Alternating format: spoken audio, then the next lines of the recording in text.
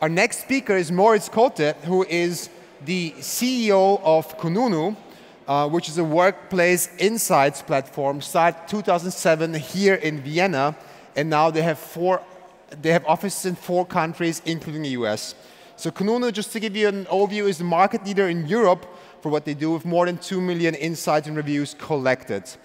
Moritz went to Boston 2016, and since then has been leading the expansion for Kununu to the US. So this is, before we call him on stage, this is going to be a very interactive session. You can use already Slido to post questions on the slido.com, hashtag Pioneers'18 Select Academy, and Moritz will try to take as many questions as he can as part of his talk. Good, that was it. So please welcome with a warm applause on stage, Moritz Kote.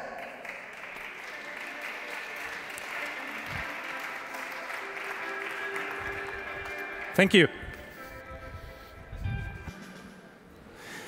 Thanks for getting here.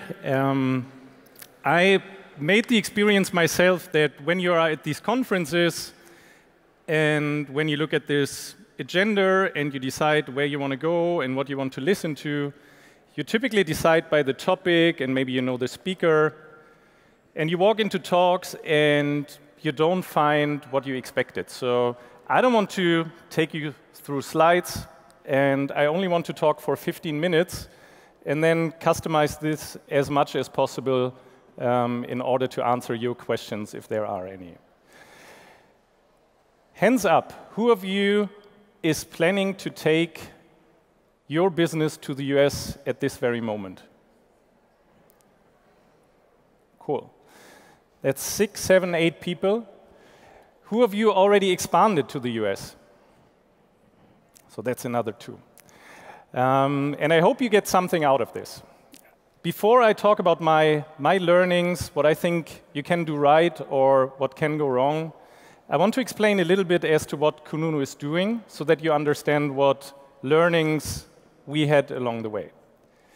Kununu started 2007 in Vienna with the idea of serving up workplace insights to people that are trying to understand what it will be like to work in a certain organization. So people that are looking for jobs, that want to understand what it's like to work at a certain company, they are interested to know this before they make the decision. And that's how we started. Mark and Martin Poreda founded the company here, 2007. They collected reviews, they served them up to job seekers, and today we are a company with 100 people, 4 locations, and we expanded to the US in 2016. The 3 things that I want to share from my experience of going to the US. First of all, and always looking at our business, which is kind of a platform business, when you go abroad and when you think you have market fit here and when you're successful here, don't assume that you have product market fit in that very new country. On the one hand side, that's very basic, but on the other hand, what I experience and what I hear from a lot of other people is that their perception is that they found product market fit in their core market, and that going into a new market is all about scaling your business. And what you will find is that because of the market conditions being so different, because of the competitor landscape being so different, because of how people behave, how customers behave, because all of this, it will take you some time to figure out how to expand into this country and how to really create value for customers and for users. So when talking about what you can do wrong is you think, OK, I've done it. I have my product market fit. All I have to do is I go international. Let's roll it out. Let's go abroad. Let's go international. And think about this as scaling your business.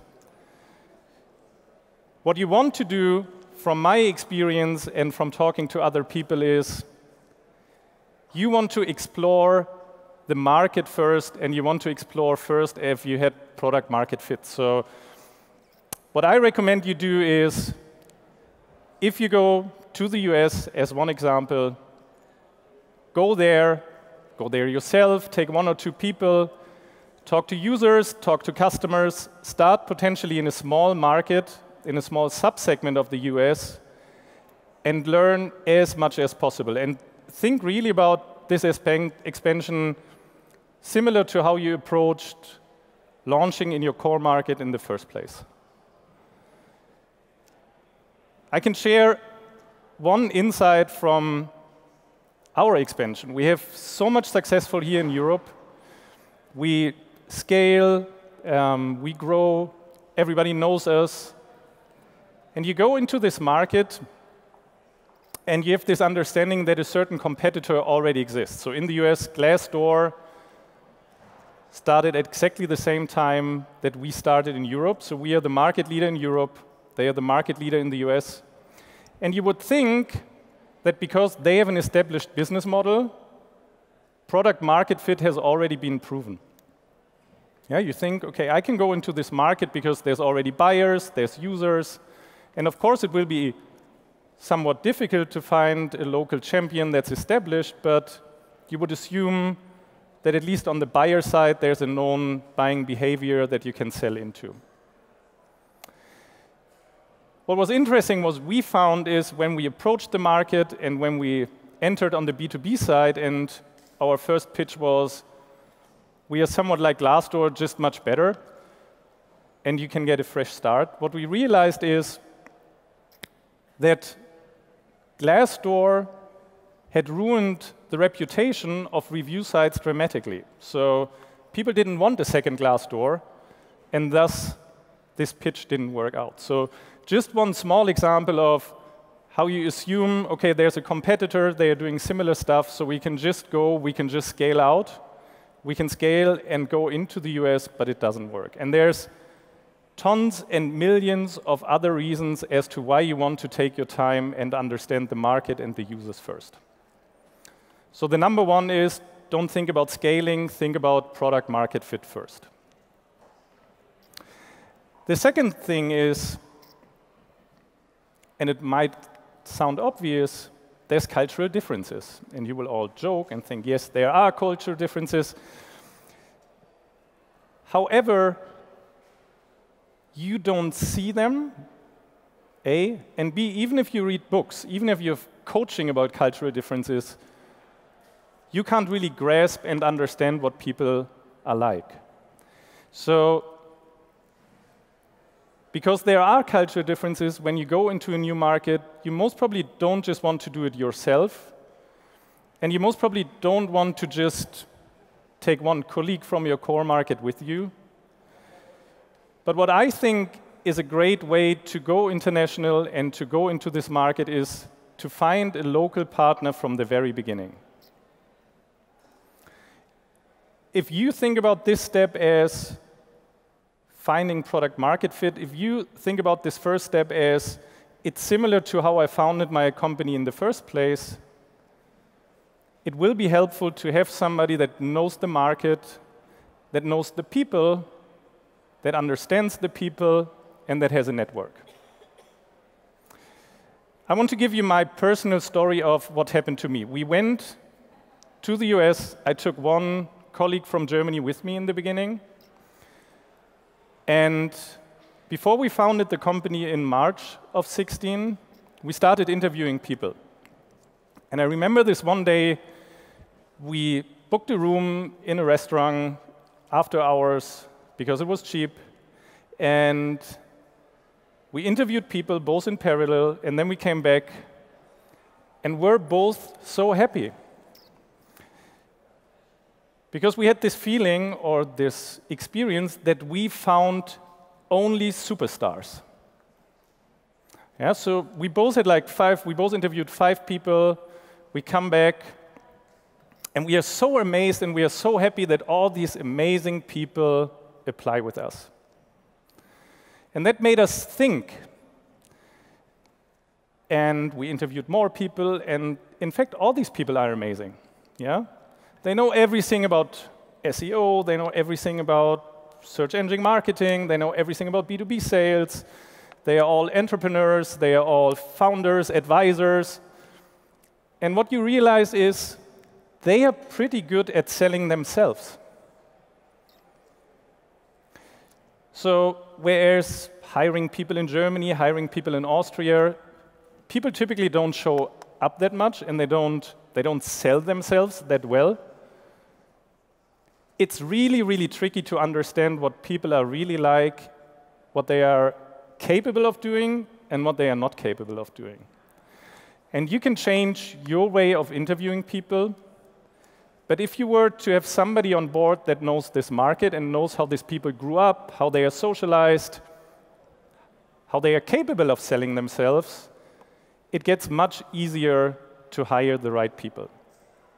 And in fact, although we realized that they are potentially showing up or showing off, we made so many wrong hires in the beginning because of these cultural differences and because not seeing these differences. Second cultural difference that I found amazing is it's significantly more hierarchical, this whole business in the US, than it is in Germany or Austria, which you might not think in the very beginning. You would think they are all cool, they all use your first name, it seems to be all flat, and you have this feeling that there's tons of direct communication going on. But what I had to realize is you listen to people, but you can't really hear them if you don't know how they are communicating. So a yes but or a yes maybe might as well be a no, which might be simple for all of you. But it's helpful to understand that from the very beginning. So my second advice, or my second idea on how to go to the US is find a local partner from the very beginning, and don't just do it with Germans, Austrians, Italians, wherever you are from, because it's much easier for a local partner to understand the differences and to help you expanding and building this company. So A, don't scale, find product market fit. B, find a local partner. And 3, be prepared for lawyers.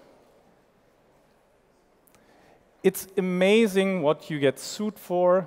It's unbelievable how long it takes to form certain contracts. So if you go into a new country and if you want to found a company, that's the easy step. But once it gets to renting an office, or even when you lay off people, you get sued, you have lawyers involved. It's incredible. So we went there. We had a temp office first. That was the easy part.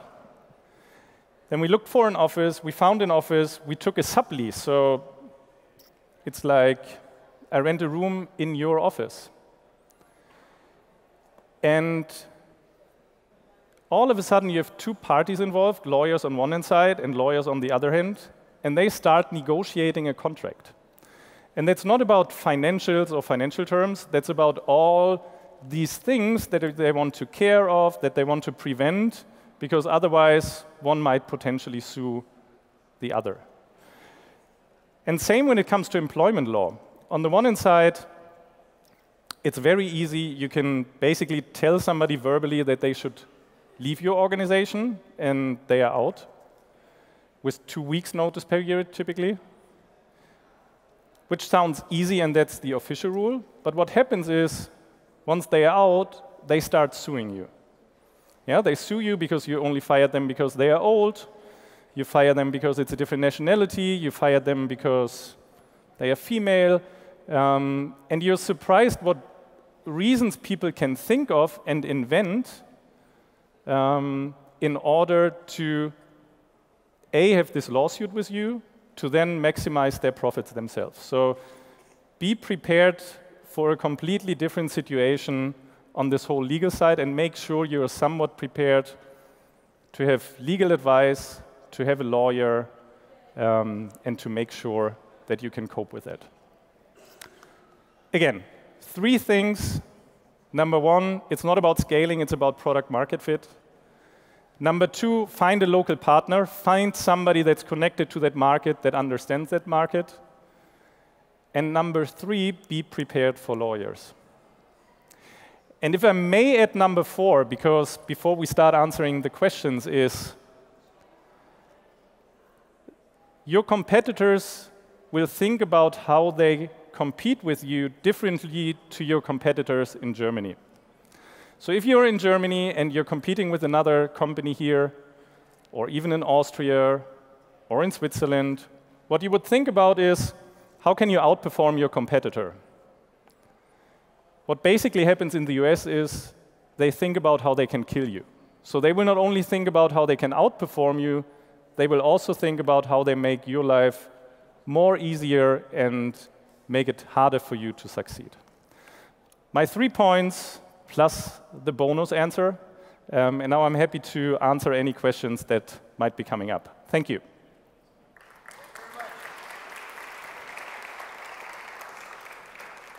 All right, so we already have a few questions posted in Slido. The first one with the most upvotes is having offices in the US crucial for a successful move? I would say no. No, you don't need an office.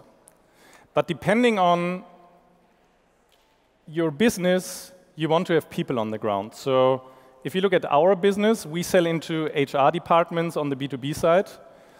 There's decision makers that you want to talk to and that you want to understand. Also from a partnership perspective, you want to make sure that you have people on the ground that can talk to other organizations. So it's very, very helpful for certain aspects of certain businesses to have people on the ground. You don't need an office for that. So we did the first 7 months, actually, before we then founded the company. We traveled back and forth, which is not the best idea. So every Monday flying to the US and Thursdays coming back every 2 weeks. But what you can do is just go there, go to an open office or shared workplace. You don't need your own office, would be my answer. All right, then next question is, have you changed or re-implemented your product especially for the US or just landing pages? We adjusted the product for the US. And there's 2 parts where we, or 2 time periods where we adjusted it. First, we adjusted it before we came into the market based on ideas, advice, without talking to customers and users. So what we did is we made sure that our questionnaire, where we ask employees what it's like to work at a certain organization, is customized to that market. Because there's A, there are certain questions that we were not allowed to ask. And B, in the US, there's other things that matter to people that take decisions. For example, 401ks, which is like your retirement plans, is important to people. So that's something that you can service. So we adapted it in the beginning. And then after talking to the market, what we also did is, on the B2B side, we added certain components in order to make our product better, which is in fact service components. So what we learned is, what we know from Germany is HR never has time, so they always tell you, we have no time. But in the US, it's, for whatever reason, even worse. So what we made sure is that we offer services that it's easier for companies to use our platform, and that's a component that we added to our product on the B2B side. Good. So by the way, if anyone has like a question where they want to use a mic, I have one. Otherwise, we continue with Slido. Would you recommend to outsource the market to the local partner and then control only targets and development via numbers? No. Why not? So we have 2 go-to-market approaches right now. We have an indirect approach where we use Monster, the job board, to sell our products. And we also have a direct market approach where we have our own salespeople selling into that market. The only way to get feedback is to talk to them directly, or to have your own people talking to the market, both on the user and customer side. And again, that only relates to our business, so your business might be completely different, and you might have a different approach to that. But my answer would be no, don't do that. All right, we have a question. Yeah? We have a question in the audience. Can you stand up?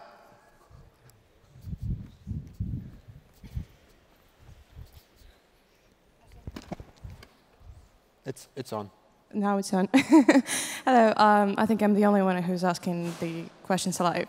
In any case, my name is Victoria Omanska. I'm the head of business development for Culpage, a Polish startup. And the next question will be regarding the local partners as well. So the thing is, the US is a very powerful market, but the same powerful market is the UK. And why would you concentrate more on the US, and if you're not going to give it to any local partner, or maybe share the profit, or maybe share the growth capital? What do you think about that? So literally, if you're not giving it to the local partner, but you still need a partner to get to that market, where is the logic? So you were not going to share the profit, or how? I'm not sure I understand your question. Is your question about would you be willing to share your profits, or is your question, or are you challenging you should outsource your business? So one of the things which I've heard during your speech was that you have to find a partner who deeply knows the market so that you will have a reliable feedback relating from your clients. Yeah. But would you share the profit with that partner, and then it becomes the main strategic national partner for the US, right? Yeah. So to be more explicit when I talk about partner, so that relates, thanks for the question, relating to my second point on find a local partner. What I mean is find a local person that you work with. So that's not necessarily another organization, but that can be a person that you are teaming up with in order to expand that business. And I think depending on how your discussion goes with that person, you might want to share profits or even give them shares in that organization. In the US, what I find is you might want to have some kind of long-term incentive plan or even shares for that person in order for that person to be really motivated and long-term involved. Thank you very much. Please give it up for Moritz. Thank you. Thanks.